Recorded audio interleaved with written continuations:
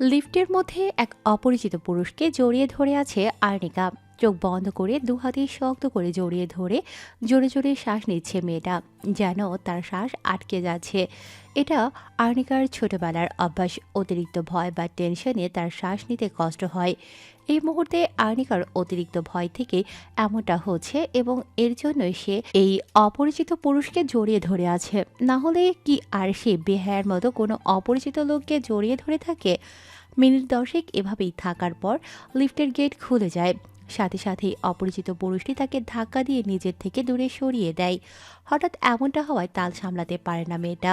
ফলস্বরূপ লিফট এর দেয়ালে জোরে ধাক্কা খায়।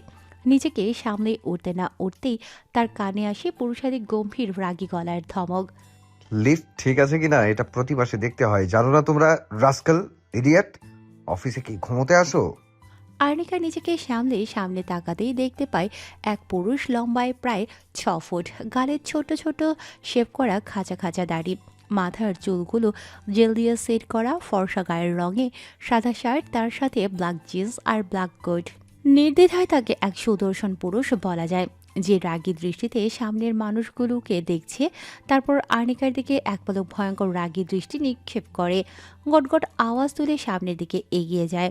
সে এগোতেই সামনের মানুষগুলো মাথা নিচু করে তাকে যাওয়ার রাস্তা করে দিল। আর্নিকা তার যাওয়ার দিকে তাকিয়ে আছে। তখনই তার কাছে একটি মেয়ে এসে তার বাহু ধরে বলে, তুমি ঠিক আছো তো? এই নাও একটু জল খাও। এই বলে আর্নিকার দিকে একটা জলের বোতল এগিয়ে দিল। আর্নিকা বোতলটা নিয়ে একটু জল খেলো, তারপর নিজেকে স্থির করে সৌজন্যমূলক হেসে বলল, আমি ঠিক আছি। অনিক চৌধুরীর কেবিনটা কোথায় বলতে পারবেন? হ্যাঁ জানি, তবে তুমি কি স্যারের কিছু হও? না মানে স্যার এখন মিটিংয়ে ফাইল দেখছে, কেউ ডিস্টার্ব করলে রাগ করবে। আর্নিকা এবার হেসে বলল। হ্যাঁ, আমি তার বোন হই। তার কেবিনটা একটু দেখিয়ে দেবেন? মেয়েটি সৌজন্যমূলক হেসে সম্মতি জানিয়ে বলল। ঠিক আছে, আসো আমার সাথে। আর্নিকা তার সাথে এগিয়ে গেল। ততক্ষণে বাকিরাও নিজে নিজের কাজে চলে গেছে। আর কেউ লিফট ঠিক করার জন্য কাজে লেগে পড়েছে। এইদিকে সেই সুদর্শন পুরুষটা তার বরাদ্দকৃত রুমে ঢুকে দরজাটা জোরে আওয়াজ তুলে বন্ধ করে দিল। তারপর সামনের টেবিল থেকে গ্লাস তুলে এক নিঃশ্বাসে সবটুকু শেষ করলো। জোরে জোরে কয়েকবার শ্বাস নিয়ে নিজেকে ধাতস্থ করলো এবং দাঁতের দাঁত চেপে বলে ওঠে, শুভ্র সিরাজ খান কিনা সামান্য একটা পিচ্ছি মেয়ের ছোঁয়ায় এত অস্থির হয়ে যাবে? হৃৎপিণ্ড এতটা অস্থির হবে? একটু থেমে এসে আবারও দাঁতে দাঁত চেপে বলে, এই মেয়েকে তো আমি ছাড়বো না। ওর সাহস কি করে হয় আমাকে ছোঁয়ার, এতটা অস্থির করে তোলার? তারপর সে বুকে হাত দিয়ে আঁখিজোড়া বন্ধ করে আর বলে, কুল শুভ্র, কুল। সামান্য একটা পিচ্ছি মেয়ের ছোঁয়ায় তোর হৃৎস্পন্দন এতটা গাঢ় হতে পারে না। ফট করে চোখ খুলে রাগে হিসিয়ে বলে ওঠে, ওই মেয়েকে আমি ছাড়বো না। ওর সাহস কত শুভ্র সিরাজ খানের হৃৎস্পন্দন এতটা বাড়িয়ে দেয়ার? তারপর বার কয়েক শ্বাস নিয়ে নিজেকে স্থির করে শুভ্র। মিটিংয়ের জন্য প্রয়োজন ফাইলপত্র দেখা শুরু করে, কিন্তু তার মন পড়ে আছে সেই নরম হাতের শক্ত আলিঙ্গনে। সেই মেয়েটি আর্নিকাকে একটি কক্ষের সামনে নিয়ে এসে বলে। এটা স্যারের কেবিন। আর্নিকা মুচকি হেসে বলে। ধন্যবাদ। আপনি এখন আসতে পারেন। মেয়েটিও সৌজন্যমূলক হেসে বিদায় নেয়। মেয়েটি যেতেই আর্নিকা কক্ষের কেবিনের দরজায় কড়া নাড়ে বলে, আসতে পারি? অনেক তখন মিটিংয়ের সব ফাইল গুছিয়ে নিচ্ছিল। তার মিটিং আছে, জলদি যেতে হবে, না হলে যার রাগী স্যার একটু দেরি হলেই তার খবর। তখনই পেছন দিকে পরিচিত আওয়াজ ভেসে আসায় অনেক পিছন ঘুরে দেখে। তাতেই তার আখিজোড়া বড় বড় হয়ে যায়। সে দ্রুত এগিয়ে আসে আর্নিকার দিকে, তারপর শুধায়, বনু, তুই এখানে কি করছিস? অনেকের এমন কথায় আর্নিকা মৃদু রাগী স্বরে বলে। তুমি তো বলেছিলে মনে নেই। অনেক অবাক হয়। আমি হ্যাঁ, তুমি মনে নেই আমাকে আজকে ঘুরতে নিয়ে যাওয়ার কথা? তুমি তো ভুলে গেছো, তাই আমিই চলে আসলাম। এখন তুমি আমায় ঘুরতে নিয়ে যাবে, এটাই ফাইনাল। আমি আর কিচ্ছু জানি না। বোনের দিকে চোখ ছোট ছোট করে তাকায় অনেক। তার বোন এমনই, প্রায় প্রায় তাকে ঘুরতে নিয়ে যাওয়ার জন্য বায়না করে। কদিন থেকেই বলছে ঘুরতে নিয়ে যেতে, ব্যস্ততায় আর হচ্ছে না, আজকেও হবে না, তাই সে বলে। বনু দেখ, আমার একটা ইম্পর্ট্যান্ট মিটিং আছে। এখন আমি ছুটি চাইলে স্যার আমাকে খেয়ে ফেলবে। তোমার স্যার রাক্ষস নাকি যে তোমাকে খাবে? মুহূর্তেই ভেবাচাকা খেয়ে গেল অনেক। পরক্ষণে নিজেকে সামলে নেয়, সে জানে তার বোন এমনি। তারপর বলে, আমাকে খাবে কেন? আমি তো কথার কথা বললাম। আচ্ছা ঠিক আছে, মানলাম। তোমার ওই রাক্ষস স্যার তোমায় খাবে না। এখন আমাকে ঘুরতে নিয়ে চলো। দাঁত কেলিয়ে বলে আর্নিকা। অনেক খুব ভালো করে বুঝতে পারছে তার বোন তাকে কথার চালে ফাঁসিয়ে নিচ্ছে। তার মিটিং আছে, আবার আর্নিকাও আজকে না ঘুরে ছাড়বে না। তাই সে দীর্ঘশ্বাস ফেলে বলে। আচ্ছা নিয়ে যাবো তোকে। তৎক্ষণাৎ খুশিতে লাফিয়ে ওঠে আর্নিকা। অনেক এর হাত ধরে টানতে টানতে বলে। চলো চলো তাড়াতাড়ি, দেরি হলে মা আবার বকবে। অনেক আর্নিকার হাত থেকে নিজের হাত ছাড়িয়ে নিয়ে বলে। এখন না, আমি আগে মিটিং করে আসবো, তারপর ততক্ষণে তুই এই কেবিনে বসে থাকবি। এতক্ষণ বসে আমি কি করব? মুখটা ছোট করে বলে আর্নিকা। আমি কি জানি কি করবি, তবে এই প্রস্তাবে রাজি না হলে ঘুরতে যাওয়া হবে না। তোরা এখন বল কি করবি। কিছুক্ষণ ভেবে আর্নিকা বলে। আচ্ছা ঠিক আছে, থাকবো। তবে তোমার কতক্ষণ টাইম লাগবে? এই 2 ঘন্টার মতো। একটু থেমে অনিকা আবার বলে। আচ্ছা আমি যাই তাহলে, দেরি হয়ে যাচ্ছে। তুই এখানে থাক, নাহলে অফিস ঘুরে ঘুরে দেখ। আচ্ছা ঠিক আছে, যাও। অনেক এবার তাড়াতাড়ি ফাইল গুছিয়ে বেরিয়ে যায়। শুভ্রের কেবিনের সামনে এসে দাঁড়িয়ে বার কয়েক শ্বাস নিয়ে দরজায় টোকা দিয়ে বলে। Can I come in sir? শুভ্র কেবলই নিজেকে স্থির করে কাজে মন দিয়েছে, তখনই ডাকে বিরক্ত হলে সে কপাল কুঁচকে গম্ভীর গলায় অনুমতি দেয়। Come in. অনেক ভেতরে ঢুকে স্যারের কপাল কুঁচকানো দেখে বুঝে যায় স্যারের মেজাজ এখন তুঙ্গে আছে। তাই কোনো তালবাহানা না করে সোজা সাপটা বলে। স্যার মিটিংয়ের টাইম হয়ে গেছে। শুভ্র হাত ঘড়ির দিকে এক পলক তাকিয়ে বলে। আচ্ছা তুমি যাও, আমি আসছি। পরপরই ওকে স্যার বলে কেবিন থেকে বেরিয়ে যায় অনেক। অনেক যেতেই শুভ্র আখিজোড়া বন্ধ করে বলে। ফাকিং ফিলিংস, ওই মেয়েকে আমি ছাড়বো না। ওর জন্য সব ওলট পালট হয়ে যাচ্ছে। তারপর আখিজোড়া খুলে সেও মিটিং রুমের উদ্দেশ্যে বেরিয়ে পড়ে। এদিকে অনেকক্ষণ যাবৎ কেবিনে বসে থাকতে থাকতে হঠাৎই উঠে দাঁড়ায় আর্নিকা তার পক্ষে। আর এই কক্ষে বসে থাকা সম্ভব না। যেখানে সে 10 মিনিট চুপ করে বসে থাকতে পারে না, সেখানে 1 ঘন্টা ধরে একই রুমে বসে থাকা সম্ভব নয়। যদিও সে বসেছিল না, এতক্ষণ ঘুরে ঘুরেই কেবিনের সব জিনিস খুঁটিয়ে খুঁটিয়ে দেখছিল। সে তারপরও এখানে আর এক মুহূর্ত থাকতে পারবে না সে। তাই এবার সে সিদ্ধান্ত নিল, এবার সে গোটা অফিস ঘুরে দেখবে। যেই ভাবা সেই কাজ। অফিস করে দেখতে দেখতে সে ক্যান্টিন থেকে একটা কফি নিয়ে খেতে খেতে ঘুরে বেড়াচ্ছে। অনেকক্ষণ যাবৎ ঘুরতে ঘুরতে সে একটা কক্ষের সামনে দিয়ে যাওয়ার সময় হঠাৎ দেয়ালের মতো শক্ত কিছুর সঙ্গে ধাক্কা খেয়ে পড়ে যেতে নিলে কেউ তাকে নিজের বাহু ধরে আবদ্ধ করে নেয়। পড়ে যাওয়ার ভয়ে দু চোখ শক্তভাবে বন্ধ করে নেয়। অন্যদিকে শুভ্র মিটিং রুম থেকে বের হতেই কারোর সাথে ধাক্কা খায়, আর সামনে থাকা ব্যক্তিটি পড়ে যেতে থাকলে দু হাতে জাপটে ধরে তাকে পড়ে যাওয়া থেকে বাঁচিয়ে নেয়। তারপর চোখ তুলে সামনে তাকাতেই তার হৃস্পন্দন আবারও বেড়ে যায়। সামনে থাকা রমণীর বন্ধ করে রাখা চোখের ডান পাশের তিলটি দেখে সে যেন থমকে গেছে। মুগ্ধ নয়নে রমণীটির আঁখি দিয়ে পাশে থাকা তিলটি দিকে তাকিয়ে আছে। তার দৃষ্টিতে নেই কোনো রাগ, নেই কোনো হিংসা, শুধু আছে এক ফালি শুভ্র মেঘের ন্যায় মুগ্ধতা। আনিকা ধাক্কা লাগার এতক্ষণ হয়ে যাবার পর ওর শরীরে ব্যথা অনুভব না হওয়ায় তো সে পিটপিট করে চোখ মেলে তাকায়। তাকাতেই তার হৃস্পন্দন বেড়ে যায়, চোখগুলো বড় বড় হয়ে যায়। এটা তো সেই বদলোক যে তাকে ধাক্কা দিয়েছিল। কথাটা ভাবতেই সে রাগে ফুঁসে ওঠে, এক প্রকার চিৎকার করে বলে ওঠে। এই বদলোক, ছাড়ুন আমায়। আর্নিকার চিৎকারে যেন শুভ্রর ধ্যান ভাঙে। আবারও হৃদস্পন্দন এর অস্থিরতা অনুভব করতেই তার মনে পড়ে এই মেয়ের জন্য তার হৃদস্পন্দন বেড়ে গিয়েছিল। সে এলোমেলো হয়ে গিয়েছিল। এই সেই মেয়ে যার উপস্থিতি তার হৃদস্পন্দন বাড়িয়ে দিয়েছে। তাই সে তৎক্ষণাৎ আর্নিকাকে ধাক্কা দিয়ে মেঝেতে ফেলে দেয়, তারপর বলে। নেক্সট টাইম যদি আমাকে ছোঁয়ার সাহস দেখিয়েছিস তাহলে জানে মেরে দিব। থার্ড ক্লাস মেয়ে কোথাকার, stay away from me. Anika তখন উঠে দাঁড়াতে যাচ্ছিল, এমন সময় নিজের সম্বোধনে এত বাজে কথা শুনে আনিকা কিছু বলতে যাবে তার আগেই দেখতে পায় এই বদলোক হনহন করে চলে গেছে। বনু, এখানে পড়ে আছিস কেন? মিটিং রুম থেকে বেরিয়ে বোনকে মাটিতে পড়ে থাকতে দেখে তার কাছে এসে জিজ্ঞেস করে অনেক। আনিকা এখনও শুভ্রর যাওয়ার পথে তাকিয়ে আছে। এই লোকটাকে এখনই কি বলে গেল? একে তো সে ছাড়বে না। তার ক্যারেক্টার নিয়ে খারাপ কথা সে কিছুতেই মেনে নেবে না। এসব ভাবতে ভাবতেই অনেকের কথা শুনে তার দিকে তাকায় আর্নিকা। তারপর উঠে দাঁড়িয়ে ড্রেসটা ঝেড়ে পরিষ্কার করে নেয়। অনেক ও এগিয়ে এসে সাহায্য করে তাকে, তারপর আবারও বলে। কি রে, তুই এখানে পড়েছিলিস কেন? ভাইয়ার প্রশ্নের জবাব দিতে গিয়েও থেমে গেল। আনিকা এসব কথা তার ভাইয়া জানলে তুলকালাম কাণ্ড বাঁধিয়ে বসবে। আবার তাকেও আর কোনোদিন এখানে আসতে দেবে না। আর এখানে না আসতে পারলে এই বদলোককে শাস্তা করবে কি করে। তাই শুভ্র যেদিকে গেছে সেদিকে তাকিয়ে একটু হাসার চেষ্টা করে বলে, ওই একটা দেয়ালের মতো খাম্বার সাথে ধাক্কা খেয়েছিলাম আর কি। দেয়ালের মতো খাম্বা আবার কি? অবাক হয়ে বলে অনেক। সে তুমি বুঝবে না, এখন চলো তো বাড়ি যাই। কেন? তুই ঘুরতে যাবি না?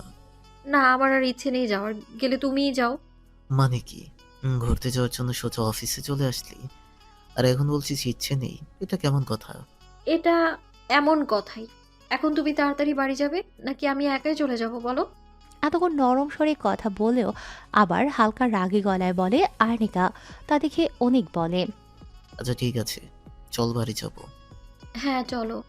ঠিক আছে, তুই নিচে গিয়ে দাঁড়া, আমি স্যারকে বলে আসি। তুমি আর তোমার এই রাক্ষস স্যার, উফ, আমি এগোলাম, তুমি তাড়াতাড়ি আসো তো। বলেই আগে আগে চলে গেল আর্নিকা। অনেক আর কিছু না বলে মুচকি হেসে শুভ্রর কেবিনের দিকে এগোলো। শুভ্র নিজের কেবিনে আসে, চেয়ারে চোখ মুখ শক্ত করে বসে আছে। আর তার রাগ লাগছে নাকি বিরক্ত লাগছে নাকি ভালো লাগছে তা সে নিজেই বুঝতে পারছে না। এই অনুভূতির দাবানলে এসে তার ইচ্ছে করলো ওই মেয়েটার গালে একটা চট বসিয়ে দিতে। কি করলো তাকে এই মেয়ে? আর তার চোখের পাশের ওই তিলটা সে যেন ভুলতেই পারছে না। এসব ভেবেই সে তাতে দাঁত চেপে বলে। গোধূলি বেলার শেষ মুহূর্ত, চারিদিক সূর্য রশ্মিতে রক্তিম বর্ণ ধারণ করেছে। এখন আর আকাশে সাদা মেঘের ভেলা দেখা যাচ্ছে না। মেঘগুলো যেন লাজে রাঙা হয়ে অন্ধকার রজনীকে বরণ করে নিচ্ছে। আকাশে বাধাহীন উড়ে বেড়ানো পাখিরাও এই মুহূর্তে নিজ নিজ নীড়ে ফিরে চলছে। এমন সময় চৌধুরী বাড়ির কলিং বেল বেজে ওঠে। আমিনা চৌধুরী গিয়ে দরজা খুলে আর্নিকা আর অনেক কি দেখে অবাক হয়ে বলে, কিরে, তোরা এত তাড়াতাড়ি চলে আসলি যে? আজ না আর্নি ঘুরতে যাবে বলে তোর কাছে গেল? মায়ের কথার জবাবে অনেক বলে, ওর নাকি ইচ্ছে নেই, আর তাই চলে এলাম। ও আচ্ছা, ভিতরে আয়। আনিকা ভেতরে ঢুকে আর কোনো কথা না বলে সোজা উপরে নিজের ঘরে চলে যায়। তার মন মেজাজ ভালো নেই। সেই ঘটনার পর থেকে কারোর সাথে কথা বলার ইচ্ছে করছে না। আনিকাকে এভাবে চলে যেতে দেখে তার মা বলে, ওর কি হলো? কোনো কথাও বললো না। অন্য সময় তো তার কথা থামে না। জানি না, গোটা রাস্তাতেও চুপচাপ ছিল। আচ্ছা ছাড়ো, হয়তো কিছু নিয়ে রেগে আছে, একটু পর দেখবে ঠিক হয়ে গেছে। স্বাভাবিকভাবেই বলে উনি। আচ্ছা যা, ফ্রেশ হয়ে আয়, আমি খাবার রেডি করি। উনিকেও আর কিছু না বলে ঘরে চলে যায়। তার ফ্রেশ হতে হবে। সারাদিনের কাজের চাপে শরীরের নাজেহাল অবস্থা। অন্যদিকে আর্নিকা রাগে ফুঁসছে আর একা একা বক বক করছে। কুত্তা বিলাই হাতি ঘোড়া, তুই আমাকে থার্ড ক্লাস বলিস? তুই নিজে ফোর ক্লাস। না না, ফোর ক্লাস তো কিছু না, তুই থার্ড ক্লাস, শয়তান বদলোক কোথাকার। তোকে তো আমি ছাড়বো না। আমাকে অপমান করার মজা বোঝাবো আমি তোকে। তখন ইচ্ছে করে জড়িয়ে ধরেছি, ভয় পেয়েই তো ধরেছি। আর তুই কি করলি? আমায় ধাক্কা দিলি, টিকটিকির হাগু কোথাকার। আর পরে কি? আমি তোর সামনে গেছি, তুই তো তোর বুলডোজারের মতো শক্ত খাম্বা শরীরটা আমার কাছে, আমার ছোট পিঁপড়ার মতো শরীরের সামনে এসে দাঁড়িয়েছিলিস। কে কার সামনে দাঁড়িয়েছিল বনু? কে আবার ওইসব? বলতে বলতে থেমে গেল আর্নিকা। তারপর দরজার দিকে তাকাতেই দেখে তার ভাইয়া দাঁড়িয়ে আছে, ভ্রুজরা কুঁচকে তার দিকে তাকিয়ে। কি বলতে যাচ্ছিল এটা ভেবেই সে বোকার মতো হেসে বলে, কই, কে, কোথায়? ভাইয়া, আমি তো গান করছিলাম। গান করছিলিস? আমি যে শুনলাম। তাকে আর বলতে না দিয়ে আর্নিকা বলে, আর ছাড়ো তো, তুমি বলো কেন আসলে আমার রুমে? আমি তো তোকে খেতে ডাকতে আসলাম, খাবি না? চল। আচ্ছা চলো খেয়ে আসি। অনেক যেতেই আর্নিকা মনে মনে বলে, উফ বাবা, বাঁচলাম। তুই এটা কি করিস না অর্নি? এখনই শুনে নিলে কি হতো বলতো? কি রে আর্নি, আয়, কই গেলি আবার? মায়ের ডাকে নিচে যেতে যেতে আর্নি চিৎকার করে বলে, আসছি আসছি। রাত 10টা। খানবাড়ির প্রতিটা সদস্য খেতে বসেছে। শুভ্র নিজ মনে খেয়ে যাচ্ছে। তার মা মিসেস সুমি খান পাশেই দাঁড়িয়ে শুভ্রকে এটা ওটা এগিয়ে দিচ্ছেন আর কিছু বলার জন্য উসখুস করছেন, কিন্তু বলতে পারছেন না। একবার স্বামী তো একবার মেয়েকে ইশারা করছেন বলার জন্য, কিন্তু তার স্বামী মিস্টার শাহিল খান স্ত্রীর ইশারা বুঝতে পেরেও না বোঝার মতো করে আছেন। আর ছেলের সাথে বিজনেসের ব্যাপারে টুকটাক কথা বলছেন। তার কথা ছেলে যা চাইবে তাই হবে। তিনি এ ব্যাপারে কোনো কিছু জোর করে চাপিয়ে দেবেন না। এতে সুমি খান বেজায় বিরক্ত। আবার তিনি মেয়ের দিকে তাকালেন। মেয়ে তার এমনভাবে খাচ্ছে যেন এই মুহূর্তে খাওয়া ছাড়া বড় কোনো কাজ এই দুনিয়ায় নেই। এবার তিনি সিদ্ধান্ত নিলেন তিনি নিজেই বলবেন। শুভ্র বাবা, শুনছিস? আমার তোর সাথে জরুরি কথা আছে। শুভ্র মায়ের এতক্ষণ ধরে উসখুস ভাব, তাকে কিছু বলতে চাওয়া সবটাই লক্ষ্য করেছিল এবং সে এটাও জানে তার মা কি বলবে। বেশ কয়েক মাস ধরে এই কথাই বলছেন তিনি। সে খেতে খেতেই জবাব দিল। বল, শুনছি। ছেলে সম্মতি পেয়ে খুশি হয়ে গেলেন শমীম খান। অষ্টে হাসি ফুটিয়ে বললেন। সেই তো কবে থেকে বলছি বাবা, এইবার বিয়ের ব্যাপারটা নিয়ে কিছু ভাব। কি ভাববো? নির্লিপ্ত জবাব শুভ্রের। কি ভাববো মানে, বিয়ের সাথে কি করবি না তুই? এবার একটু রাগী গলায় বললেন শমীম খান। হ্যাঁ ভাইয়া, বিয়েটা করে নাও, অনেকদিন কোনো বিয়ে খাই না। একটু দুঃখী দুঃখী ভাব নিয়ে বলে শুভ্রতা। ঠিক আছে, তোর বিয়েটাই দিয়ে দেই, কি বলিস? স্বাভাবিকভাবেই বলে শুভ্র। আমি কেন বিয়ে করব? আমি তো ছোট। তাদের কথার মাঝখানে শমীম খান নরম স্বরে বলে ওঠেন। বাবা, তুই কি কাউকে ভালোবাসিস? বা তোর যদি কোনো পছন্দ থাকে আমাদের বল, আমরা তার সাথে তোর বিয়ে দেব। মা, এখন আমি এসব নিয়ে ভাবছি না। এখন ভাববি না তো কখন ভাববি? যখন টাইম হবে তখন। আর আমি এই ব্যাপারে কিছু শুনতে চাই না। ছেলের গম্ভীর স্বরে কথায় তার কিছু বলতে পারে না শমীম খান। তিনি জানেন তার ছেলে একবার না বলেছে মানে নাই, তাকে মানানোর সাধ্যই আর কারো নেই। কম তো চেষ্টা করলেন না তিনি। দীর্ঘশ্বাস ফেলে মুখ ভার করে রইলেন তিনি। শুভ্র আর কিছু না বলে খেয়ে দিয়ে চলে গেল নিজের রুমে। সে যেতেই সাহিল খান স্ত্রীর উদ্দেশ্যে বললেন। ওর যা মন চায় তাই করুক, সংসারও করবে, আমরা না। জোর করে কিছু চাপিয়ে দিলে এতে বিপরীত হতে পারে। আর তুমি তো শুভ্রকে চেনো, ও কেমন। এখন আমার মন খারাপ করো না। শমীম খান সবই বোঝেন, কিন্তু মায়ের মন বুঝতে চায় না। তিনি ভাবেন তার এই রাগচটার গম্ভীর ছেলেটা বিয়ে দিলে যদি একটু স্বাভাবিক হয়, বউয়ের সান্নিধ্যে পেয়ে যদি গম্ভীর ভাবটা কমে। কিন্তু তার এই ছেলে তো বুঝতেই চায় না। তিনি আর কিছু না বলে চুপচাপ খাবার খেয়ে নেয়। রাত 12টায় ল্যাপটপ বন্ধ করে সোফা থেকে উঠে দাঁড়ায় শুভ্র। প্রতি রাতেই এভাবে রাত জেগে কাজ করার অভ্যাস তার। বিছানার কাছে এসে লাইট অফ করে শুতেই চোখের সামনে ভেসে ওঠে টানা টানা চোখের পাশে কালো একটা তেল আর একজোড়া নরম হাতের স্পর্শ, যা তাকে জড়িয়ে ধরে বুকে মাথা গুজে আছে। ফট করে উঠে বসে শুভ্র। আবারও সেই বুকের বাপাসের অসহ্য অস্থিরতা শুরু হয়ে গেছে। হৃৎস্পন্দন বেড়ে গেল। বুকের বাপাসে হাত দিয়ে আখিজোড়া বন্ধ করে নেয় সে আর বলে। এই মেয়ে তো আমার ঘুম হারাম করে দিচ্ছে।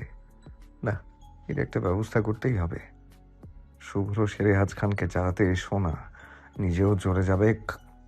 কারণ এই শুভ্র শেরেহাজ খান কারো ঋণ রাখে না। শুভ্রর আর ঘুম হবে না, এটা সে বুঝে গেছে। তাই সে উঠে ড্রয়ার থেকে সিগারেট নিয়ে ব্যালকনিতে চলে যায়। বাইরে মৃদু ঠান্ডা শীতল বাতাস বইছে। আকাশে পূর্ণিমার চাঁদ নেই, তবে অর্ধগোলাকৃতি চন্দ্র দেখা যাচ্ছে, যার আলোতে চারপাশের সমস্ত অবয়ব আলো আধারে লুকোচুরি খেলছে। এমন মনোরম পরিবেশে দাঁড়িয়ে আছে শুভ্র। পরনে তার ব্ল্যাক ট্রাউজার আর গ্রে কালারের টি শার্ট। পকেটে এক হাত ঢুকিয়ে অন্য হাতে সিগারেট টানছে সে। দৃষ্টি তার অদূরে অদৃশ্য। কাজের ব্যস্ততার জন্য এমন পরিবেশ শেষ কবে উপভোগ করা হয়েছিল তা তার মনে নেই। মেয়েটা ঘুম হারাম করলেও এমন পরিবেশ উপভোগ করার সুযোগ দেওয়ার জন্য একটা ধন্যবাদ দেওয়াই যায়। পরক্ষণেই ভাবে, না, এই মেয়েকে ধন্যবাদ দেওয়ার প্রশ্নই আসে না। এই মেয়ে ছলনাময়ী, তাকে অজানা অনুভূতির দহনে জ্বালিয়ে মারছে। এই মেয়ের ছলনায় সে কোনোদিনও আটকাবে না। শুভ্রভাবে এই ছলনাময়ী ছলনা তার ওপর কার্যত হতে দেবে না সে। কিন্তু শুভ্র হয়তো জানে না, আমরা যা ভাবি তার থেকেও উত্তম কিছু আল্লাহ তাআলা আমাদের জন্য ভেবে রেখেছেন। আজ সকাল থেকে আকাশ যেন মন খারাপ করে বসে আছে। বর্ষাকালে এই এক সমস্যা, যখন তখন মেঘের মন খারাপ করে বসে থাকে, আবার একটু পরে চঞ্চল রমণীর হাস্যোজ্জ্বল হয়ে ওঠে, যেন মেঘেরও ঘন ঘন মোড সুইং হয়। এমন মন মাতানো পরিবেশে ঘরে বসে থাকতে কারই বা ভালো লাগে। তাই তো আর্নিকাও বেরিয়ে পড়েছে বাইরে। তবে সে এমনি এমনি বের হয়নি, উদ্দেশ্য কলেজে যাওয়া। এবার কলেজের প্রথম বর্ষের ছাত্রী আর্নিকা। কলেজ গেটের সামনে আসতেই দেখতে পায় তার প্রাণপ্রিয় বান্ধবী ঈশা আগের থেকেই এসে তার জন্য অপেক্ষা করছে। রিক্সা থেকে নেমেই ভাড়া মিটিয়ে দৌড়ে ঈশার সামনে দাঁড়ায়, তারপর বলে। সরি রে, দেরি হয়ে গেল, আমি বুঝতেই পারিনি কখন টাইম চলে গেছে। তুই তো জানিস রাতে ঘুম আমাকে ধরা দেয় না, আর সকালে ঘুম আমাকে ছাড়তেই চায় না। ঈশা অনেকটাই রেগে আছে। এই মেয়ের প্রতিদিনই লেট হয় আর এর জন্য তারও ক্লাসে যেতে লেট হয়। আবার একে ছাড়া যেতেই পারে না একা একা। তার প্রাণপ্রিয় বান্ধবী কি না। তারপর হঠাৎ তার মনে পড়ে ওই টাকলু স্যারের ক্লাস আছে আজকে। না জানি কপালে কি আছে, এটা ভেবেই সে রাগী কণ্ঠে বলে, তোর এই প্রতিদিনের ডায়লগ রাখতো, শুনতে শুনতে আমার কানটায় পচে গেল। তোর জন্য আমারও লেট হয়, আর তুই জানিস না আজকে এই টাকলু স্যারের ক্লাস আছে। টাকলু স্যারের ক্লাস আছে মনে পড়তেই আর্নিকা ঈশার হাত ধরে টানতে টানতে নিয়ে যায় আর বলে, তুই যে কি করিস ইস্যু, চল চল তাড়াতাড়ি চল, না হলে টাকলু স্যার আমাদের খেয়ে ফেলবে। আমি কি করলাম, তুই তো দেরি করলি। হ্যাঁ হ্যাঁ হয়েছে, এখন চলেন তাড়াতাড়ি ভাবিজি। ভাবিজি সম্বোধন শুনে লজ্জায় আর কিছু বলতে পারে না ঈশা। এই মেয়ে খুব ভালোভাবে জানে কিভাবে তাকে চুপ করাতে হয়। ঈশা আর কিছু বলে না, ক্লাসের উদ্দেশ্যে যেতে থাকে। আর এসব দেখে মিটিমিটি হাসে আর্নিকা। সব ক্লাস করে বাইরে আসে আর্নিকা আর ঈশা। এখন তারা শপিং করতে যাবে। এক সপ্তাহ পরই তাদের কলেজের নবীনবরণ উৎসব অনুষ্ঠিত হবে। দুই বান্ধবী ঠিক করেছে সেদিন তারা শাড়ি পরবে। যেই ভাবা সেই কাজ। বেরিয়ে পড়েছে শপিংয়ের উদ্দেশ্যে শাড়ি কেনার জন্য। অনেকক্ষণ যাবৎ তারা ঘুরে ঘুরে শাড়ি পছন্দ করছে, কিন্তু কোনো শাড়ি পছন্দ হচ্ছে না তাদের। অবশেষে একটা সাদা রঙের শাড়িতে চোখ আটকায় আর্নিকার। আর কিছু না দেখে এই শাড়িটাই প্যাকিং করতে দেয় আর্নিকা। ঈশাও একটা নীল রঙের শাড়ি প্যাকিং করতে দেয়। তখনই পেছন থেকে কেউ জাপটে জড়িয়ে ধরে আর্নিকাকে আর বলে, অনি আপু, কতদিন পর তোমার দেখা। অপর পাশের ব্যক্তিটির গলার আওয়াজ শুনে আর্নিকার বুঝতে বাকি নেই এটা কে। সেও পেছনে ঘুরে তাকে জড়িয়ে ধরে বলে, সুব্রতা তুমি এখানে? হুম, আমি। তুমি তোমাকে ভুলে গেছো। গাল ফুলিয়ে বলে শুভ্রতা। তোমার মতো মিষ্টি মেয়েকে ভোলা যায় কখনো? মুচকি হেসে বলে আর্নিকা। শুভ্রতা আর্নিকাকে ছেড়ে একটু সরে দাঁড়িয়ে বলে, তাহলে আমার সাথে যোগাযোগ করো না কেন? সরি, আসলে এই কয়দিন খুব ব্যস্ত ছিলাম, তাই তোমার সাথে যোগাযোগ রাখতে পারিনি। এরপর থেকে সব সময় তোমার সাথে যোগাযোগ করব। আমাকে তো সবাই ভুলেই গেছো। পাশ থেকে বলে ওঠে ঈশা। আরে ঈশা আপু, তোমাকে কি আর ভুলতে পারি? হুম, তা তো দেখতেই পাচ্ছি। তো তোকে মনে রাখার এই বা কি আছে? কথাটি বলেই আর্নিকা হেসে দেয়। তাকে হাসতে দেখে শুভ্রতাও হেসে দেয়। ঈশা কিছু বলতে নেবে, কিন্তু তাদের হাসি দেখে সেও এসে যায়। তুমি কার সাথে এসেছো শুভ্রি? আরে দেখেছো, ভুলে গেছি। দাঁড়াও, পরিচয় করিয়ে দিই। কথাটা বলেই পাশের দাঁড়ানো ব্যক্তিটিকে দেখিয়ে দিয়ে বলে, এই হলো আমার মা। আর মা, এই হলো আনিকা আপু, যার কথা আমি তোমাকে বলি। আর এটা হলো ঈশা আপু। আর্নিকা ঈশা দুজনই সুমি খানকে সালাম করে তিনিও মুচকি হেসে সালামের জবাব দেয়। তিনি এতক্ষণ পাশে দাঁড়িয়ে আর্নিকাকে দেখছিলেন। মেয়েটাকে তার বেশ মনে ধরেছে। মেয়ের কাছেও আর্নিকার নামে অনেক কথাই শুনেছে সে, তবে দেখা হলো আজই প্রথম। মেয়েটা দেখতেও মাশাআল্লাহ। এমনই একটা হাস্যোজ্জ্বল টুকটুকে বউ তার ছেলের জন্য হলে মন্দ হয় না। কথাটি ভেবেই মুখে হাসি ফুটে উঠল তার। পর মুহূর্তেই ছেলের কথা ভেবে মুখের হাসি মিলিয়ে গেল। এরপর যথাসাধ্য নিজেকে ঠিক করে বলে, তুমি তাহলে ওর আর্নি আপু। তোমার কথা শুনতে শুনতে তোমাকে দেখার খুব ইচ্ছে ছিল মা। তেমন কিছু না আন্টি, ও একটু বেশিই বলে। এই কথাটা আগে মনে হতো, কিন্তু এখন মনে হয় ও সত্যি কথাই বলেছে। আরে না না আন্টি, কি যে বলেন। এটুকু বলেই থামে আর্নিকা। তারপর বলে, চলুন আন্টি, ওই দিকের কফি শপে বসি। আর্নিকার এই প্রস্তাবে ঈশা শুভ্রতাও সায় জানায়। সুমি খান ও তাই না করতে পারলেন না। সবাই মিলে বসলো কফি শপে। কফি খেতে খেতে শুরু হলো তাদের গল্প। সুমি খান মুগ্ধ নয়নে তাকিয়ে থাকলেন আর্নিকার দিকে। মেয়েটা কত সহজে তার সাথে মিশে গেছে, যেন কত কালের পরিচিত তারা। এভাবে কিছুক্ষণ সময় কাটানোর পর তারা একে অপরের থেকে বিদায় নিয়ে বাড়ির উদ্দেশ্যে বেরিয়ে পড়ল। একটা 5 স্টার রেস্টুরেন্ট, যেটা এখন পুরোপুরি ফাঁকা। ঠিক ফাঁকা না, রেস্টুরেন্টের ভেতরের মধ্যবর্তী একটি টেবিলে বসে আছে এক ব্যক্তি। তিনি হলেন এই শহরের টপ 10 বিজনেসম্যানের মধ্যে একজন, মিস্টার জাহিন শাহ। বয়স তার 29-এর কোঠায়। লম্বা, ফর্সা গায়ের রং, চুলগুলো জেল দিয়ে সেট করা, পরনে তার ব্ল্যাক জিন্স, ব্ল্যাক শার্ট। নির্দ্বিধায় সুদর্শন একজন যুবক সে। আর তাকে ঘিরেই 10 জনের মতো গার্ড তার থেকে দূরত্ব বজায় রেখে দাঁড়িয়ে আছে। তার পাশেই দাঁড়ানো তার পার্সোনাল সেক্রেটারি মাবুদ। সে বারবার ঘড়ি দেখছে, যেন কারো অপেক্ষায়। হ্যাঁ, অপেক্ষাতেই আছে অ্যাশকে ইন্ডাস্ট্রির নবঘোষিত সিইও শুভ্র শেহরাজ খানের। তার আসার সময় 4টা বাজতে এখন 5 মিনিট বাকি। তা দেখে জাহিন বলে ওঠে, কি মাবুদ, তুমি না বললে দ্য গ্রেট শুভ্র খান নাকি টাইম নিয়ে কোনো কম্প্রোমাইজ করে? কথা শেষ করতে পারল না সে। গটগট আওয়াজে চোখ তুলে তাকায় শব্দের উৎসের দিকে। তাকিয়ে দেখে দ্য গ্রেট শুভ্র সিরাজ খান, উজ্জ্বল ফর্সা গায়ে black pant, off white shirt, black coat, চোখে রোদ চশমা পরে তার দিকেই এগিয়ে আসে শুভ্র সিরাজ। তার পেছনে অনেক। শুভ্রর থেকে চোখ ফিরিয়ে এক নজর ঘড়ির দিকে তাকায় জাহিন। একদম কারেক্ট 4টা বাজে। সত্যি কথাটা মানতেই হবে, টাইমিং সেন্স দারুণ। তার কথাটি মনে মনে ভাবে জাহিন। তারপর শুভ্রকে এগিয়ে আসতে দেখে নিজের অজান্তেই চেয়ার থেকে উঠে দাঁড়ালো জাহিন। শুভ্র কাছাকাছি আসতেই তার দিকে হাত বাড়িয়ে দিল, তবে শুভ্র তাকে এক প্রকার অপেক্ষা করে সামনে চেয়ার টেনে বসে বলে, মিস্টার জাহিন, আপনার কাছে 30 মিনিট সময় আছে, যা বলার তাড়াতাড়ি বলুন। প্রথমেই এমন কথায় ভরকালো জাহিন, তারপর বলে, এত তাড়া কিসের মিস্টার শুভ্র?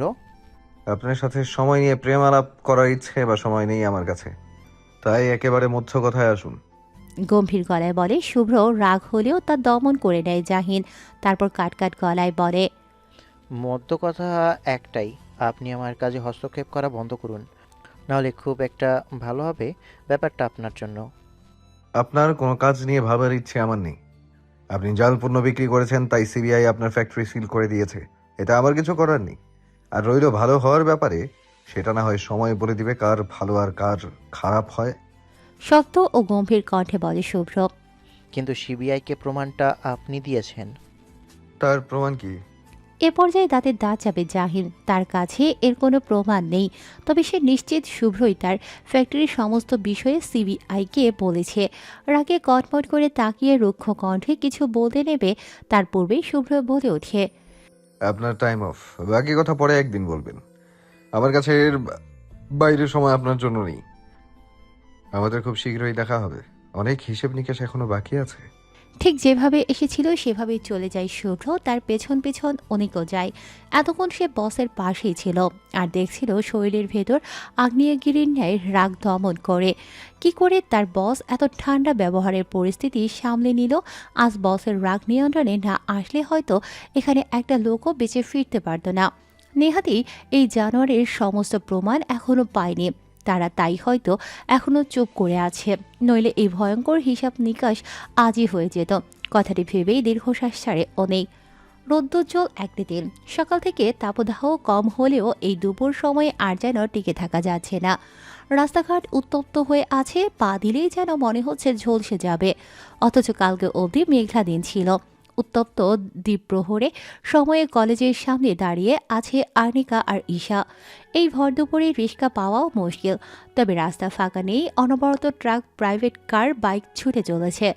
এত এত গাড়ি চলাচলের মধ্যে একটা ছোট্ট কুকুরের বাচ্চা মাঝ রাস্তায় আটকে পড়েছে, কোনো দিকে যেতে পারছে না। এটা দেখে কুকুর প্রেমী আর্নিকা আর নিজেকে আটকাতে পারল না, ছুটে গেল কুকুরের বাচ্চাটির কাছে। তাতে সমস্যা হলো না, কিন্তু ফেরত আসার সময় ঘটল বিপত্তি। অসাবধানতা বশত একটি গাড়ির সামনে পড়ল আর্নিকা। তবে ভাগ্যবশত জোরে ধাক্কা লাগার আগেই গাড়ি চালক ব্রেক করতেই হালকা ধাক্কা লাগলো আর্নিকার।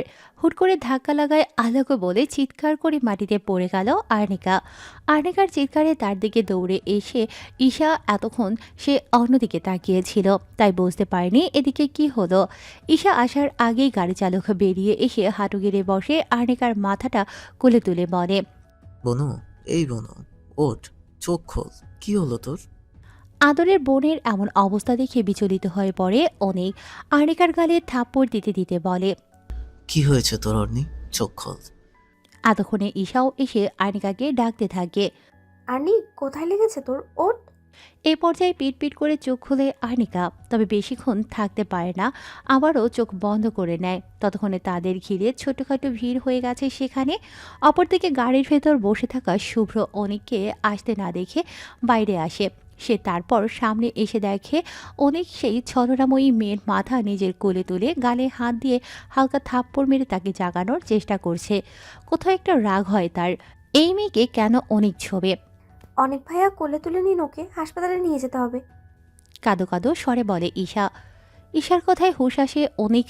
এরা আর্নিকাকে কোলে তুলতে যাবে, তার আগেই ঝট করেই কেউ কোলে তুলে নেয় আর্নিকাকে। চোখ তুলে সামনে তাকিয়ে দেখে শুভ্র চোখ মুখ শক্ত করে কোলে তুলে নিয়েছে আর্নিকাকে। সে কিছু বলতে যাবে তার আগেই শক্ত কণ্ঠে শুভ্র বলে, গাড়ি স্টার্ট করো, হাসপাতালে নিয়ে যেতে হবে। অনিকও আর কিছু বলে না। এখন তার মন সুস্থ হলেই হলো, বাকি কিছু দেখার দরকার নেই। উঠে দৌড়ে গিয়ে গাড়ি স্টার্ট দেয় সে। শুভ্র আনিকাকে গাড়ির পেছনের সিটে বসিয়ে দেয়। সে ঈশা পেছনে বসে আনিকাকে ধরে। তার কান্নার আওয়াজ না হলেও চোখের জল থামছে না। শুভ্র সামনে এসে বসতেই গাড়ি স্টার্ট দেয় অনেক। শুভ্র এর নজরে পেছনের সিটে হেলান দিয়ে আখিজোড়া বন্ধ করে শুয়ে থাকা আর্নিকা স্নিগ্ধ মুখশ্রীতে দৃষ্টিপাত করে। মুহূর্তেই তার হৃদ মাঝারে কম্পন অনুভব করে। ফট করে সামনে তাকায় সে। তারপর মনে মনে পণ করে এই ছলনাময়ীর দিকে সে আর তাকাবে না। পিটপিট করে চোখ খুলে তাকায় আর্নিকা। 2 ঘন্টা অজ্ঞান ছিল সে। গাড়ি আসতে ধাক্কা লাগার জন্য বেশি কিছু হয়নি তার। তখন শুধু অতিরিক্ত ভয় থেকে জ্ঞান হারিয়েছিল সে। আর হাতে ও পায়ে একটু ব্যথা পেয়েছে। চোখ খুলে সামনে তাকাতেই নজরে আসে সাদা ধবধবে আর ফ্যান। তারপর আশেপাশে তাকিয়ে বোঝার চেষ্টা করে সে কোথায় আছে। আশেপাশে তাকিয়ে বোঝে সে হসপিটালে আছে এবং একে একে দুপুরের ঘটনা মনে পড়ে। আনিকাকে চোখ খুলতে দেখে ঈশা এগিয়ে আসে, তার দিকে জিজ্ঞাসা করে, ঠিক আছে, তুই এখন কেমন লাগছে? ঠিক আছি। আস্তে করে বলে আনিকা। তোকে কে ওইভাবে দৌড়াতে কে বলেছিল বলতো? যদি অনেক ভাইয়া না হয়ে অন্য কেউ হতো আর গাড়ি ব্রেক না করতো তাহলে কি হতো বলতো? একটু রাগী কণ্ঠে বলে ঈশা। আরে আমি তো কুকুরের বাচ্চাটাকে আনতে গিয়েছিলাম, আমি কি জানি হুট করে গাড়ি চলে আসবে। তোর এই খামখেয়ালি কবে শেষ হবে বলতো বনু? নিজের দিকে তোর কোনো খেয়াল নেই। কেভিনের ঢুকতে ঢুকতে কাট কাট গলায় বলে অনেক। সে এতক্ষণ বিল প্রে করছিল। জ্ঞান ফিরলেই আনিকাকে নিয়ে যেতে পারবে বলেছিল ডক্টর, তাই আগেই সব ব্যবস্থা করে নিচ্ছিল। আমি তো আর বলতে পারে না আনিকা। ভাইয়ার পরে পরে কেভিনে ঢুকতে থাকা ব্যক্তিটিকে দেখে মনে মনে ভাবে, এই বদলোক এখানে কি করে? ভাইয়ার কথায় তার দিকে তাকায় আনিকা। কিছু বলতে যাবে তার আগেই এক গম্ভীর কণ্ঠ শুনতে পায়। মিস আর্নিকা এখন সুস্থ বোধ করছেন তো? এর জবাব দেয় না আনিকা, চুপ করে থাকে। এই বদলোকের সাথে কথা বলবে না সে। তাকে চুপ থাকতে দেখে অনেক বোনকে বলে, কি হলো, উত্তর দে। ভাইয়ার কথার তার দিকে তাকায় আর্নিকা। এমনিতেই ভাইয়া আজ রেগে আছে, তাই তেরামি না করে বলে, ভালো। এরপর থেকে রাস্তাঘাটে একটু দেখে চলাফেরা করবেন মিস। আর জবাব দেয় না আর্নিকা। শুভ্র বলছে সে তার সাথে কথা বলতে চায় না। কেন চায় না তাও জানে, তাই আর কিছু বলে না। আচ্ছা, হাঁটতে পাবি? তোকে ডিসচার্জ দিয়েছে, বাড়ি যাব। এখন মা বাবা অপেক্ষা করছে। আবার একটু নরম স্বরে বলে অনেক। পারবো, শুধু হাতটা ধরো একটু।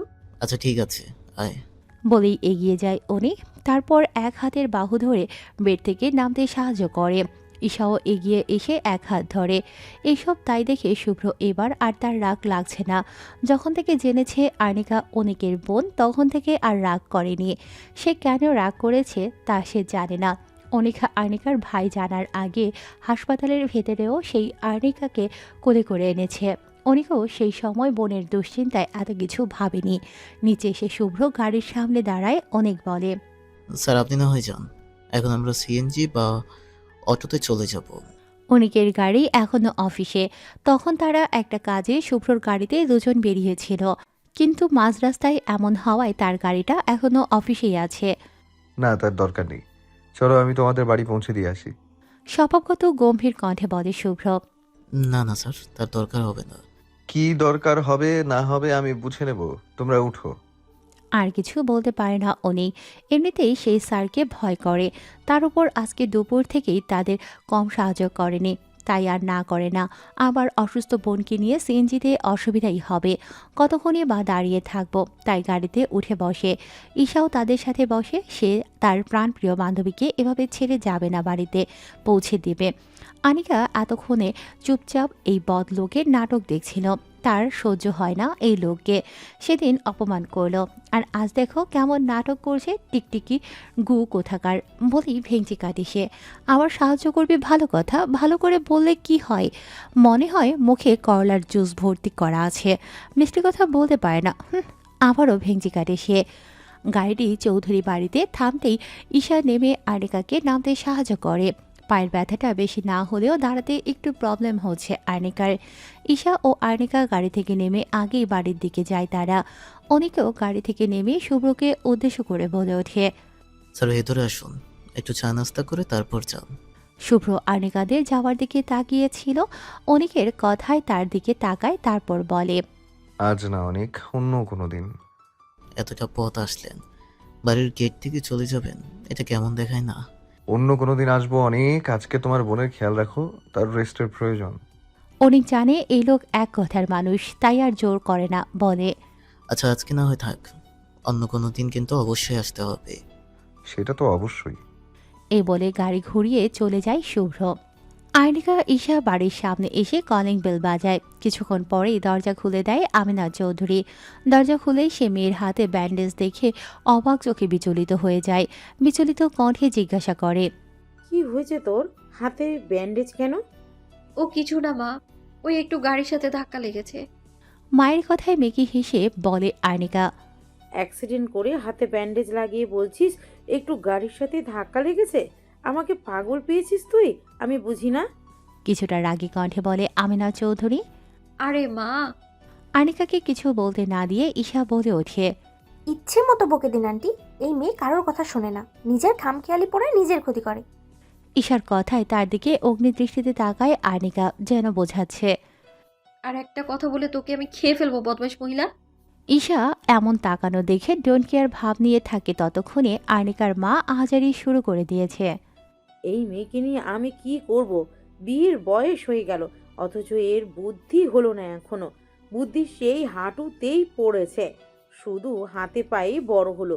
আর একে নিয়ে হয়েছে আমার যত জানা। তার এমন আহাজারি শুনে আর্নিকার বাবা আজাদ চৌধুরী দরজার কাছে এগিয়ে আসে। তিনি একটু আগেই অফিস থেকে এসে ফ্রেশ হয়ে সোফায় বসেছিলেন। স্ত্রীর এমন আহাজারি শুনে এগিয়ে এসে মেয়ের হাতে ব্যান্ডেজ দেখে তাড়াতাড়ি মেয়ের কাছে যায় ও বিচলিত কণ্ঠে বলে, মা, তোর হাতে কি হয়েছে? ব্যথা পেলে কি করে? বাবা, আবারও আনিকাকে কিছু বলতে না দিয়ে তার মা বলে, কি আর হবে তোমার মেয়ের? আরো আদরে আদরে বাদর তৈরি করো, আমার কথা তো কেউ শুনবে না। আরে রাগ করছো কেন? শুনতে তো দাও কি হয়েছে।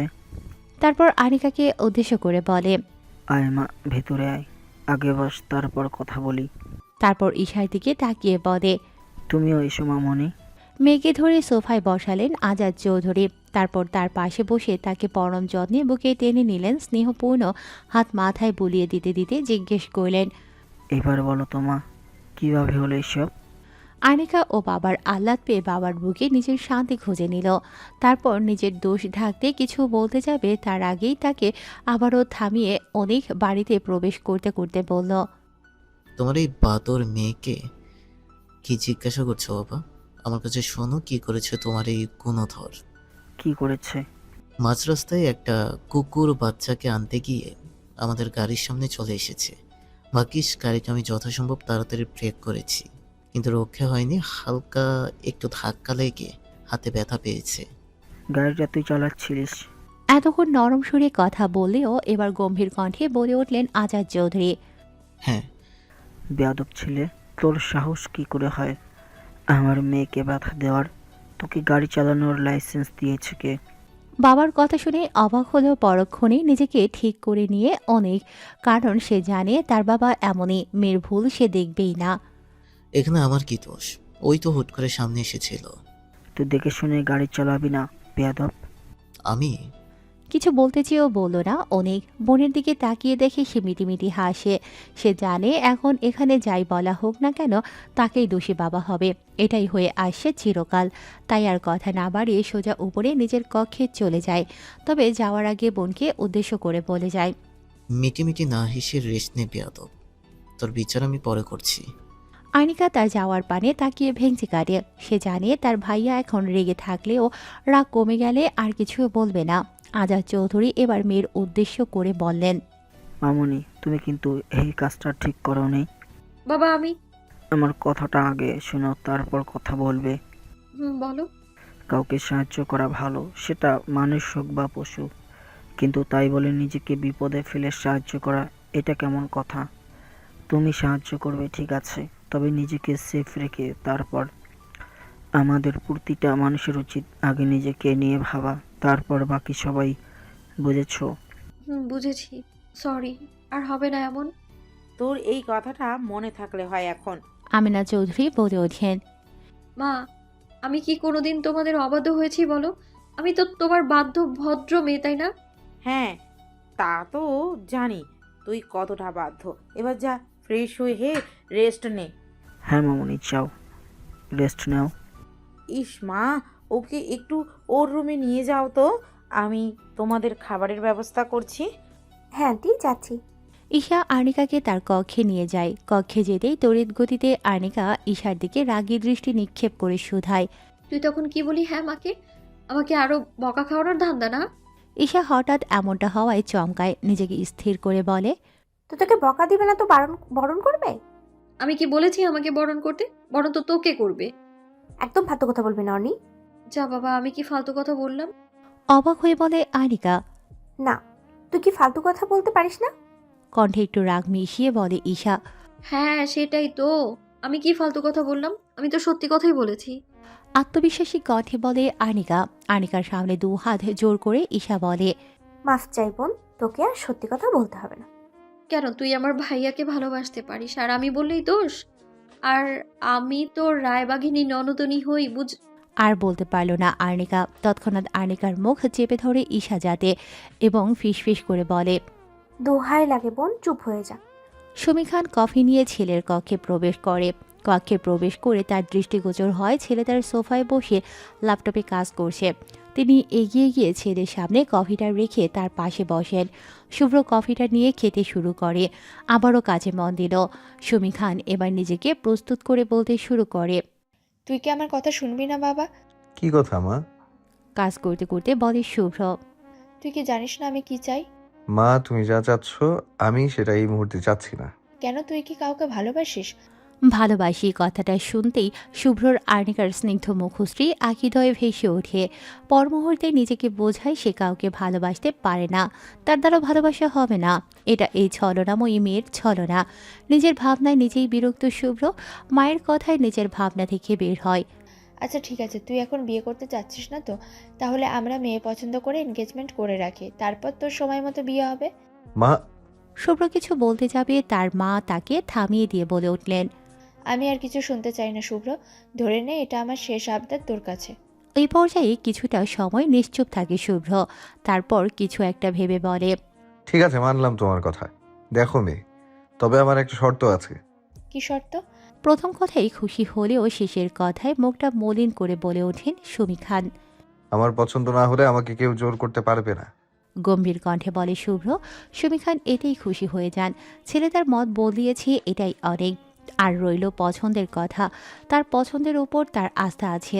ছেলে তার না করতে পারবে না ভেবে তিনি মুচকি হাসেন। ছেলের মাথায় হাত বুলিয়ে দিয়ে তিনি খুশিতে আত্মহারা হয়ে স্বামীর কাছে এই খুশির সংবাদ দিতে যান। তার যাওয়ার পানে তাকিয়ে দীর্ঘশ্বাস ফেলে নিজের কাজে আবারও মন দেয় শুভ্র। তার হাতে তার মা খুশি হবে জানত, তবে এতটা খুশি হবে এটা ভাবতে পারেনি। নিস্তব্ধ রাত্রি, চারদিকে নীরবতায় ভরা, আকাশে অর্ধ গোলাকৃতি চন্দ্রিমা, তাকে ঘিরেই হাজারো তারাদের মেলা। বাতাসে আজ শীতল পরশ, স্নিগ্ধ হাওয়ার পরশ যেন শরীর ও মন মাতিয়ে তুলেছে বারংবার। খুব বেশি রাত্রি না হলেও চারিদিক নিস্তব্ধ, তবে সেই নিস্তব্ধতা ভেঙে মাঝে মাঝেই কয়েকটা প্রাইভেট কার বাইক ছুটে চলেছে অন্ধকার রাস্তাতে। কিয়ৎক্ষণ এর জন্য আলোকিত করে যাচ্ছে এই অন্ধকারাচ্ছন্ন পরিবেশকে। এই আলো আঁধারের লুকোচুরি খেলায় ঈশা তার হৃদমাঝারে লুকিয়ে রাখা পুরুষটিকে আর চোখে দেখে চলছে। এই মানুষটিকে তার এত কেন ভালোবাসতে ইচ্ছে হয় তা সে জানে না। এই লোকটি কবে তার সাথে ভালোভাবে কথা বলেছে তা মনে পড়ে না ঈশার। সবার সাথে হাসি মুখে কথা বললেও তার বেলাতেই যেন এই লোকের মুখে করলার জুস ঢেলে দেওয়া হয়। তবুও সে এই লোককেই ভালোবাসে। কেন বাসে তা সে জানে না, জানতে চায়ও না। শুধু জানে এই মানুষটির আশেপাশে থাকলে তার সুখ সুখ অনুভব হয়। তাকে এক নজর দেখলে তার মন ভালো হয়ে যায়। তাকে নিয়ে ভাবতে ভালো লাগে, ভালোবাসতে ভালো লাগে, তাই ভালোবাসে। কিন্তু এই লোক তার অনুভূতি বোঝে না নাকি ঈশা বুঝতেই দেয় না? হ্যাঁ, সেই বুঝতে দেয় না। তার ভয় হয় যদি না করে দেয়। এখন তো তাও কথা না বললেও চোখের সামনে দেখতে পায়।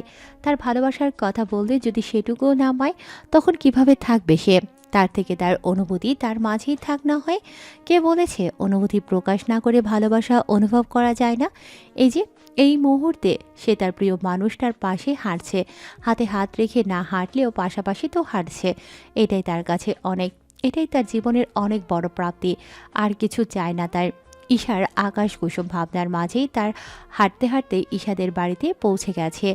আনিকাদের বাড়িতে রাতে খাওয়া দাওয়ার পর বাড়ি ফেরার কথা বললে আমেনা চৌধুরী ঈশাকে একা এত রাতে পাঠাতে নারাজ, তাই অনিককে বলেছে ঈশাকে বাড়ি পৌঁছে দিতে। অনিকের গাড়ি বাড়িতে না থাকায় সে অটো নিতে চাইলে মানা করে ঈশা, বলে হেঁটেই যাবে।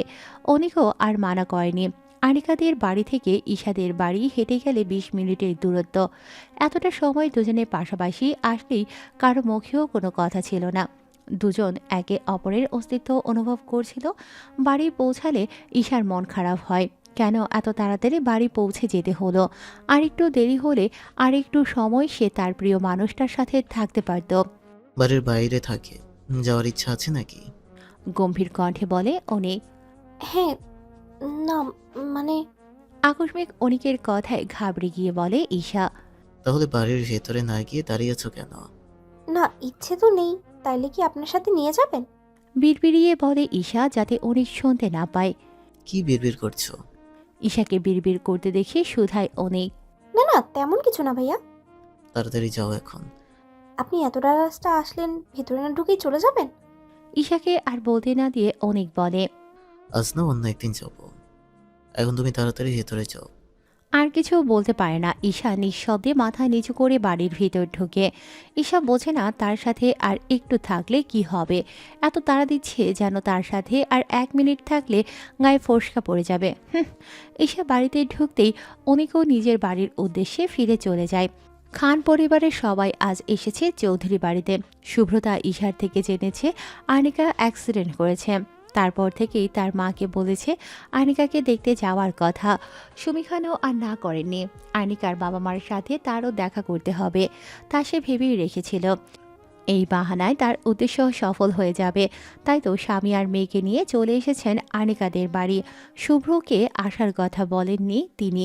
আগে সবটা ঠিকঠাক করবেন, তারপর এই ছেলেকে আনবেন। না হলে যা রাগচটা ছেলে, তার কখন কি করে বসে কোনো ঠিক নেই। এই বিষয়ে কোনো ঝুঁকি নিতে চান না তিনি। সুমি খান ভেবেছিলেন এখানে এসে তাকেই সবটা সামলাতে হবে। তার স্বামী হয়তো এ বিষয়ে আগ্রহী থাকবেন না, কিন্তু তার ধারণা সম্পূর্ণ ভুল প্রমাণ করে। সাহিল খান এবং আজাদ চৌধুরী খুশ গল্পে মেতেছেন। তারা কলেজ ফ্রেন্ড, কলেজে খুব ভালো বন্ধুত্ব ছিল তাদের। সময়ের সাথে সাথে ব্যস্ততা আর বাস্তবতার নিরিখে তাদের আর দেখা হয় না। তাই তো এতদিন পর পুরনো বন্ধুকে পেয়ে যেন তারা আবার আগের সময় ফিরে গেছেন। আনিকা ও শুভ্রতা আনিকার ঘরে গল্প করছে। সুমি খান ও আমিনা চৌধুরী রান্নাঘরে কাজ করতে করতে গল্পে মেতেছেন। তাদেরও ভালোই ভাব জমে গেছে। ছুটির দিন হওয়াতে অনিক ও আজ বাড়িতেই আছে। দুপুরের খাওয়া দাওয়ার পরে শুভ্রতা আর আনিকা ছাড়া সবাই একসাথে ড্রয়িং রুমে বসেছে। সেখানেই শুভ্রর বাবা সাহিল খান সবার দৃষ্টি আকর্ষণ করতে একটু গলা ছেড়ে বলে উঠলেন। আজাদ, আমরা আমরা আজ আর্নিকা মামুনি অ্যাক্সিডেন্ট খবর শুনে তাকে দেখতে আসলেও আমাদের আরও একটি উদ্দেশ্য আছে এখানে আসার। আজাদ চৌধুরী ভ্রুকুসকে চাইলেন সাহিল খানের দিকে। অনিক ও আমিনা চৌধুরীও চোখে প্রশ্ন। সুমি খান ও আগ্রহ নিয়ে চাইলেন স্বামীর দিকে। আজাদ চৌধুরী কিছু বলতে যাবেন, তাকে থামিয়ে দিয়ে সাহিল খান আবারও বললেন। আসলে কিভাবে বলবো বুঝতে পারছি না। তুই কিন্তু রাগ করতে পারবি না কথাটা শোনার পরে। এ পর্যায়ে আজাদ চৌধুরী কিছুটা চিন্তিত হলেও একটু হাসার চেষ্টা করে বন্ধু সাহিল খানকে আশ্বাস করে বললেন। কি এমন কথা শুনে আমি রাগ করব? বলছিস তো রাগ করবি না? না, করব না, বল। সাহিল খান স্ত্রীর দিকে একবার তাকিয়ে আবারও দৃষ্টি স্থির করলেন আজাদ চৌধুরীর দিকে। তারপর শান্ত কণ্ঠে বললেন। তুই তো আমার ছেলে শুভ্রকে দেখেছিস, সে এখন আমার গোটা অফিস সামলাচ্ছে। নিজের ছেলে সম্পর্কে আর কি বলবো, অনেক তাকে ভালো করে জানে। তার থেকে না হয় জেনে নিস সে ঠিক কেমন। আমি যা বলতে চাচ্ছি, সে কোথায় আছে। আর্নিকা মামুনিকে আমার স্ত্রী আগে থেকে পছন্দ করত, তাই আমাকে এক প্রকার দড়ি বেঁধে এখানে নিয়ে এসেছে। আমি তখন ব্যাপারটা অতটা গ্রহণযোগ্য না করলেও এখন অর্ণিকা মামুনিকে দেখার পর আমারও তাকে পছন্দ হয়েছে। তার থেকেও বড় কথা, তোর মেয়ে জানার পর থেকে আমাদের সম্পর্কটাকে আরো মজবুত করে তোলা। অর্ণিকা মামুনিকে আমাদের বাড়িতে একটি রত্ন করে নিয়ে যাওয়ার জন্য তোর কাছে অনুমতি চাই। সাহিল খানের কথা শুনে এক প্রকার স্তব্ধ হয়ে আছেন আজাদ চৌধুরী। এখন এই মুহূর্তে তার ঠিক কী বলা উচিত তা সে বুঝতে পারছে না। কিছুক্ষণ নীরবতা পালন করে তিনি বললেন, তোর প্রস্তাবে না করার কোনো কারণ আমি দেখছি না। শুভ্র যেহেতু তোর ছেলে, তাহলে সে নির্দ্বিধায় ভালো ছেলে, কিন্তু আমার মেয়েটা যে এখন ছোট। আজাদ চৌধুরীর কথা শুনে তৎক্ষণাৎ সুমি খান বলে উঠলেন, ভাইজান, আমরা তো এখনই বিয়ের কথা বলছি না, এখন কথাবার্তা ঠিক করে রাখি। ছেলে মেয়েদের জানাই, তারা যদি রাজি থাকে তাহলে আকারটা করে রাখবো, পরে না হয় ধুমধাম করে আবারও বিয়ে দিয়ে তারপর নিয়ে যাব। এবার আর আজাদ চৌধুরী কিছু বলতে পারলেন না, চুপচাপ কিছু ভাবতে লাগলেন।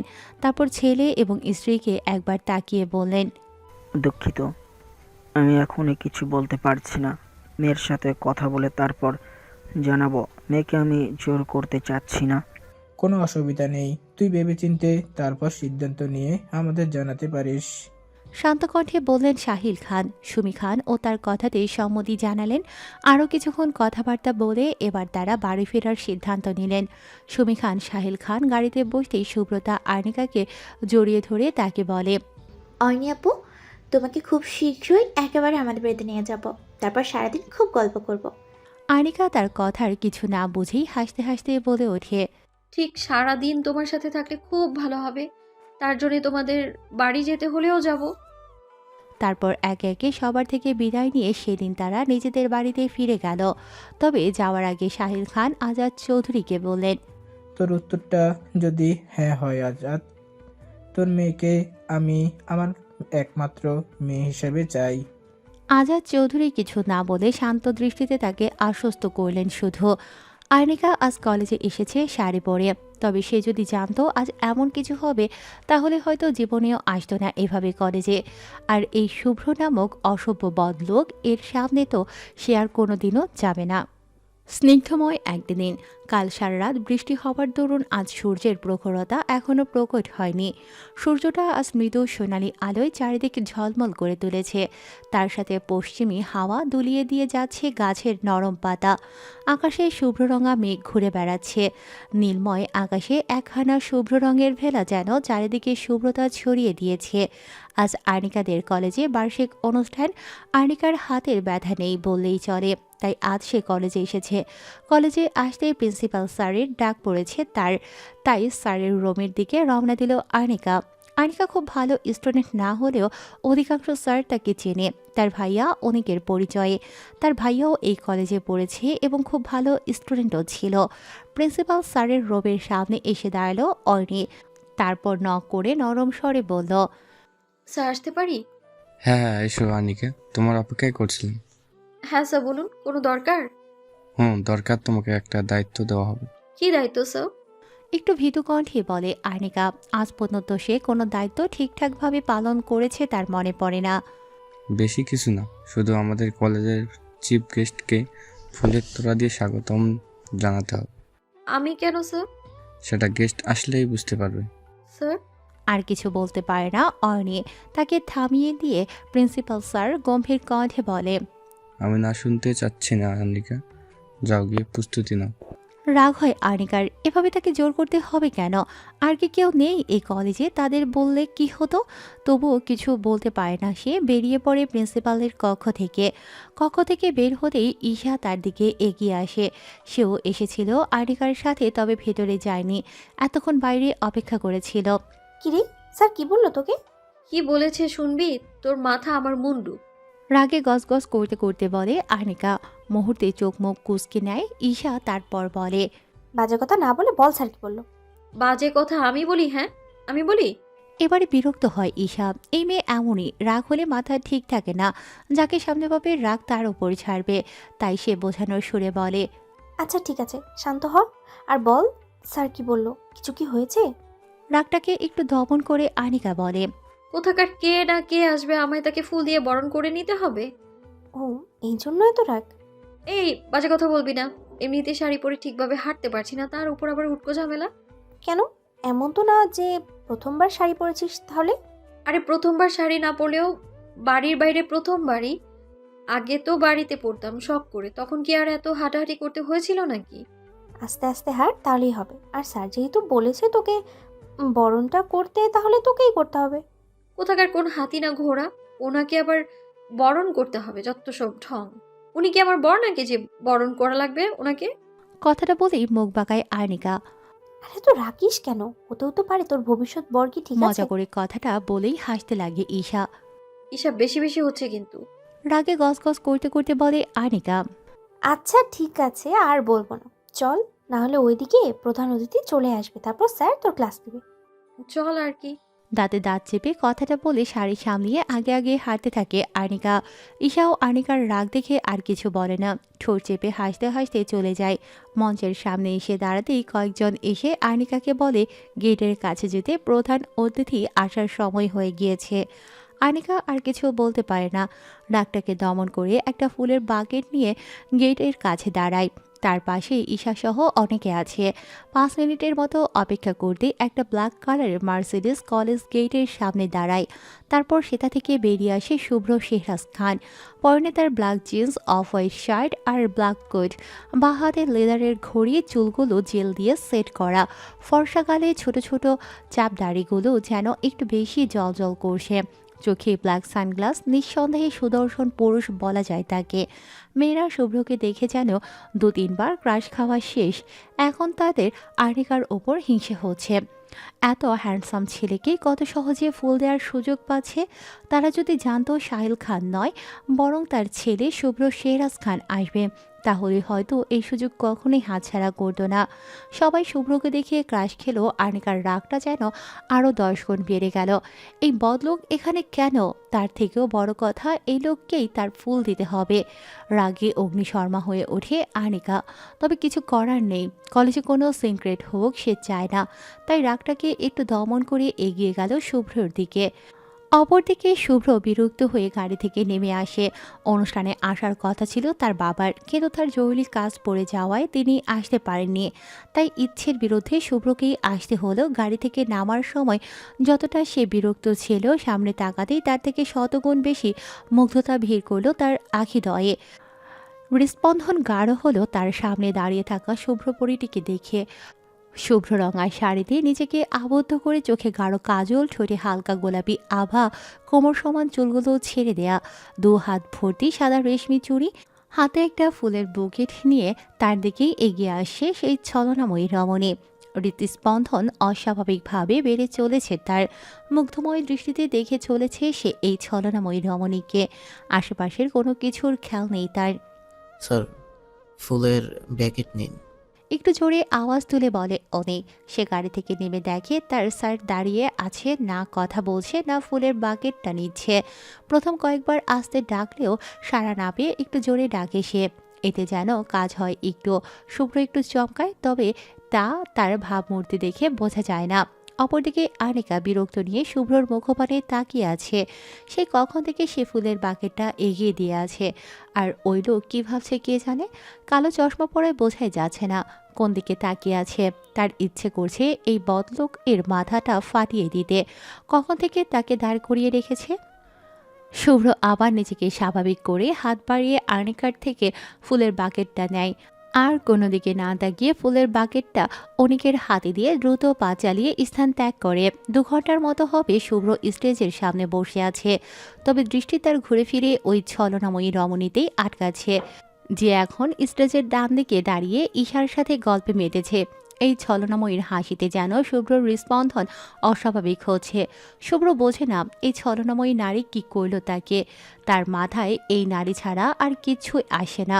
অন্যদিকে আর্নিকার চারপাশে কোনো মন নেই। সে প্রিয় বান্ধবীর সঙ্গে এখন গল্পে মেতেছে। অনেকক্ষণ দাঁড়িয়ে থাকার জন্য এবারে আর্নিকার গরম লাগছে, আবার চুলগুলো ছেড়ে দেয়া তাই অস্বস্তি লাগছে। তাই সে হাত উঠিয়ে চুলগুলো একটু ঠিক করে নিল। চুল ঠিক করার সময় অসাবধানতা বশত কোমরের দিকে শাড়িটা একটু সরে গিয়ে কোমরের দিকটা দৃশ্যমান হয়। এই গোটা ঘটনাটাই দেখে শুভ্র। তড়িৎ সেথা হতে চোখ সরিয়ে নেয় সে, তবে মন মানে না। আবারও আর চোখে তাকাতে গেলে মাথায় রক্ত উঠে যায় তার। হাত মুষ্টিবদ্ধ করে নেয় সে। আর্নিকাদের থেকে একটু দূরে দাঁড়িয়ে কয়েকটা ছেলে আর্নিকাদের দিকে লোপাতুর দৃষ্টিতে তাকিয়ে আছে। চুল ঠিক করেও যেন আর্নিকা অস্বস্তি কমে না। তার ফ্রেশ হতে হবে, না হলে ভালো লাগবে না।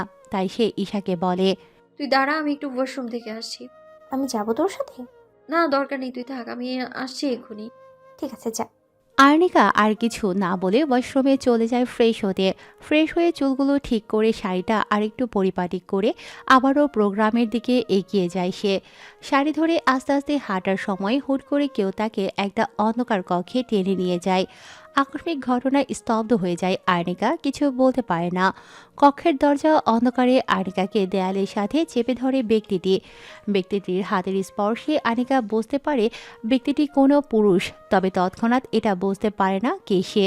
আর্নিকাকে চেপে ধরা অবস্থায় ব্যক্তিটি তার এক হাত আর্নিকার শাড়ি সরিয়ে কোমরে শক্ত করে চেপে ধরে, যেন সব রাগ কোমরের ওপর, অপর হাতে গাল চেপে ধরে থাকে।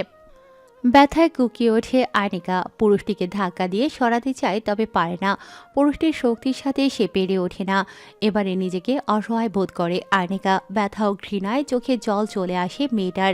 দেয়াল হাতড়িয়ে কিছু খুঁজে হাতের নাগালে সুইচ বোর্ড পেয়ে লাইট জ্বালিয়ে দেয়। লাইট জ্বালিয়ে দিতেই তার সামনে দৃশ্যমান হয় শুভ্র নামক পুরুষটির রাগী চোখ। তার চোখের দিকে তাকাতেই ভয় হয় আর্নিকার।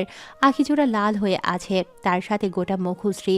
দেখেই বোঝা যাচ্ছে লোকটি কি ভয়ঙ্কর রেগে আছে। কিছুটা ভীতি হয় আর্নিকার। তখনই শুনতে পায় শান্ত অথচ শক্ত গলায় ঘৃণ্য কিছু বাক্য। শরীর দেখিয়ে বেরোস তুই? হ্যাঁ, শরীর দেখিয়ে নাগর বানাস? হ্যাঁ, বল। আর্নিকা কিছু বলতে পারে না, গলা চেপে ধরে আছে তার শক্ত করে। ব্যথায় আঁখি জোড়া দিয়ে অবিরাম জল গড়িয়ে পড়ছে তার চুপ থাকা যেন সহ্য হয় না শুভ্রর। এই উত্তর দে, উত্তর দে। ছাড়ুন, লাগছে। বহু কষ্ট করে বলে আর্নিকা। শুভ্রর হাত গাল থেকে নামানোর অনবরত ব্যর্থ চেষ্টা করেই যাচ্ছে মেয়েটা। লাগুক, লাগার জন্যই ধরেছি। একটু থেমে আবারও বলে ওঠে শুভ্র, এভাবে শরীর দেখানোর জন্যই শাড়ি পরেছিস না তুই? হ্যাঁ, আর কয়জনকে এভাবে দেখিয়ে নাগর বানিয়েছিস বল? এবার যেন আর সহ্য করতে পারল না আর্নিকা। শুভ্রকে নিজের সর্বশক্তি দিয়ে ধাক্কা দিয়ে করে বসল একটি অনাকাঙ্ক্ষিত কাজ।